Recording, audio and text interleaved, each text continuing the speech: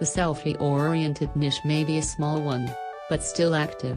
Every now and then the manufacturer will launch a phone with a high-resolution front camera, assisted by an LED flash, and some software enhancements to boost your self-made mugshots. Today, we take a look at the Asus ZenFone 4 Selfie Pro. As you are probably guessing by the name, it's a phone that wants to appeal to the social networking, selfie-loving crowd. This one ups the ante with a secondary, wide-angle selfie camera on the front, and a portrait mode for both the front and rear-facing snappers.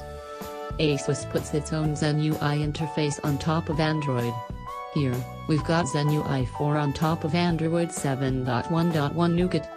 At first, it looks like it might be a heavy reskin that drags the performance down, but it is actually quite light. Operation is fluid and the animations all move with a pleasant swoosh. The tools that the Zen UI brings are here to enhance our experience. We've got a Game Genie, which allows to start recording or broadcasting, clean or RAM, or lock the recents and home buttons without leaving the game screen. For websites, we've got the page marker, a floating bubble, which allows us to save websites for offline viewing with a simple tap.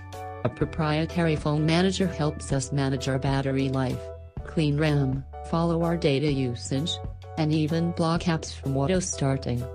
The Gallery app has auto face detection and tries to recognize people and form their own albums, like Google's and Apple's own photo apps do.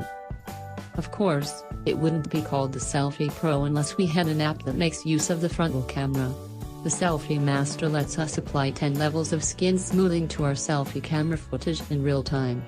Then, we can shoot a photo, record a video, or even broadcast live with the filter applied.